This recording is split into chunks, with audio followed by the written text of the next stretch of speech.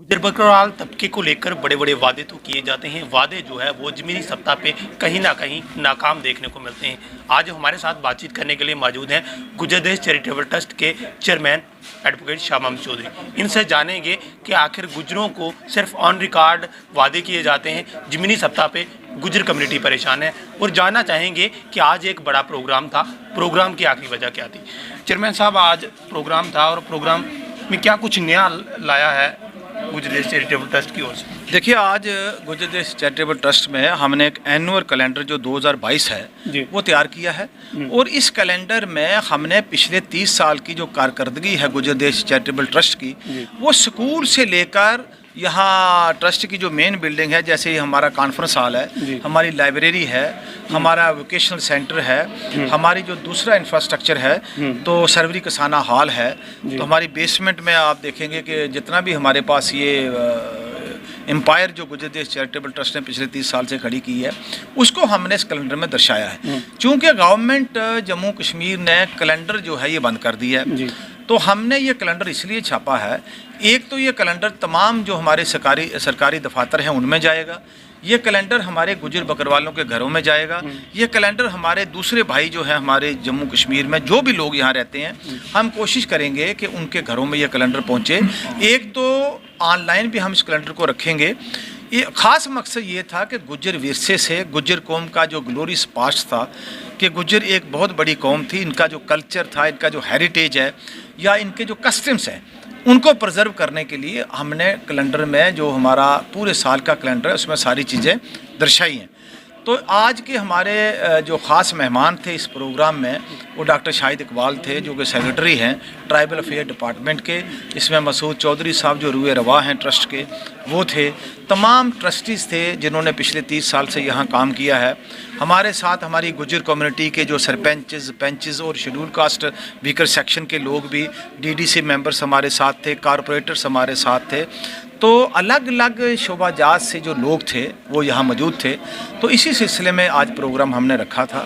तो हमारी यही उम्मीद है कि जब ये कैलेंडर हमारे लोगों तक पहुँचेगा तो लोग गुजर विरसे के बारे में समझेंगे। सर, जानना चाहूँगा कि कैलेंडर आज की तारीख में सबको, जितने भी यहाँ पर लोग थे उनको कैलेंडर दिया गया, वरना आम जनता जो गुजर देश चैरिटेबल ट्रस्ट का कैलेंडर देखना चाहती है अपने घर पे, उसको कहाँ से मिलेगा? देखिए, एक तो हमने टीम बनाई है, हमने लिस्टें तैयार की हैं कहाँ कहाँ तमाम जो हमारे डिस्ट्रिक्ट्स हैं जम्मू कश्मीर में, लिस्ट तैयार करके हमने अपने नौजवानों का या जो ज़िम्मेदार लोग हैं, पैंचेस सरपंचेस, हम यहाँ से उनको डिस्पैच करेंगे सारे। हमने इसकी फर्दर डिस्ट्रीब्यूशन का सिस्टम जो है वो इन प्लेस रख दिया है, क्योंकि अगर हमने इतने पैसे इन्वेस्टमेंट करके कैलेंडर बनाया है, अगर ये हमारे लोगों तक नहीं पहुँचेगा तो फिर तो उसको छुपाने का कोई फ़ायदा है नहीं। बिल्कुल। तो छपाने के बाद जब ये लोगों तक पहुंचेगा तो उसका हमने बंदोबस्त किया है। और जो लोग जम्मू में हैं उनसे मैं ये गुजारिश करता हूं, चाहे वो रजौरी पुंछ से यहाँ जम्मू में सर्दियों के लिए आए हैं, या वो डोडा के हैं, या कश्मीर वैली से हैं, या किसी भी डिस्ट्रिक्ट से अगर यहाँ पर हैं, तो वो गुजर देश चैरिटेबल ट्रस्ट के ऑफिस छन्नी हिम्मत गुजर कॉलोनी में आके फ्री ऑफ कास्ट इसको ले जा सकते हैं। और मैं उनसे ये गुजारिश करना चाहता हूँ कि ये सिर्फ घर में पैक करने, रैप अप करके रखने के लिए नहीं है। ये आगे जो हमारे गुजर कम्युनिटी के लोग हैं या हमारे जम्मू के दूसरे जो हमारे भाई हैं, जो हमारे जम्मू में जिस किस्म के भी, चाहे वो हमारे हिंदू भाई हों, सिख हों, क्रिश्चियन हों, जो गुजर कल्चर से अपने आप को वाकफ़ करवाना चाहते हैं, तो उनके लिए भी हमने यहाँ पे फैसिलिटी रखी है। ये टीम कितने टाइम तक तैयार होगी? ये टीम हमारी 1 जनवरी से काम करना शुरू कर देगी। देखिए, अब कैलेंडर है, ये तो 15 दिन के अंदर हमने डिस्ट्रीब्यूट करना है। अगर ये फरवरी में पहुंचे या मार्च में पहुंचे तो फिर तो इसका मकसद नहीं रह जाता। अच्छा। तो हमने ये जल्दी से जल्दी इसको हमने जो है वार फुटिंग पे इसको बांटना है। गुजर देश चैरिटेबल ट्रस्ट एक ऐसी एनजीओ है और तमाम जितने भी बैकवर्ड इलाके के लोग हैं, गरीब तबका है जो गुजर कम्युनिटी से ताल्लुक़ रखता है, उनको कहीं ना कहीं उस चीज़ की मदद नहीं मिलती। जो आम लोग, जैसे आपने बताया कि पंचेस सरपंचेस डीडीसी आते हैं, वो सिर्फ ऑन रिकॉर्ड आप लोगों के सामने गरीब तबके तक वो गुजर देश चैरिटेबल ट्रस्ट की स्कीम उनके तक नहीं पहुंचती है। वो किस तरीके से ऐसी टीम बनाई जाए जो टीम डोर टू डोर देखे कि कौन इस चीज़ को डिज़र्व करता है, उसको उसका हक मिलना चाहिए, कौन गरीब है कम्युनिटी में, उसको किस तरीके से प्रमोट करना है, किस तरीके से उसकी मदद की जाए, ऐसा होना चाहिए ट्रस्ट के अंदर कि नहीं होना चाहिए? देखिए, आपकी इन्फॉर्मेशन के लिए मैं एक बात कह दूं कि गुजर देश चैरिटेबल ट्रस्ट का काम डेवलपमेंट का नहीं है। गुजर देश चैरिटेबल का ट्रस्ट का काम एजुकेशन का है। गुजर विरसे को प्रिजर्व करना है, गुजरों के कल्चर को प्रिजर्व करना है, गुजर के कस्टम को प्रिजर्व करना है। बेसिक हमारा काम एजुकेशन का है। तो एजुकेशन में जैसे मैंने आपको बताया कि हमारा हायर सेकेंडरी स्कूल है। हायर सेकेंडरी स्कूल में इस वक्त हमारे पास 1200 के करीब बच्चे बच्चियाँ हैं, जिनमें 200 के करीब हमारा हॉस्टल है। हम नया हॉस्टल भी तैयार करने जा रहे हैं। वोकेशनल सेंटर है जहाँ पे बच्चों को ट्रेनिंग करवाई जाएगी, कोचिंग करवाई जाएगी, ताकि वो अलग अलग किस्म के जो कम्पिटिटिव एग्ज़ाम होते हैं उनमें वो बैठे और दूसरे लोगों के साथ कम्पीट करें और सर्विस में आ जाएं। देखिए, अब जहाँ तक हमारा ताल्लुक़ है, हमारा काम करने का तरीका डिफरेंट है। हमारे जो ट्रस्टीज़ हैं वो इसमें काम करते हैं।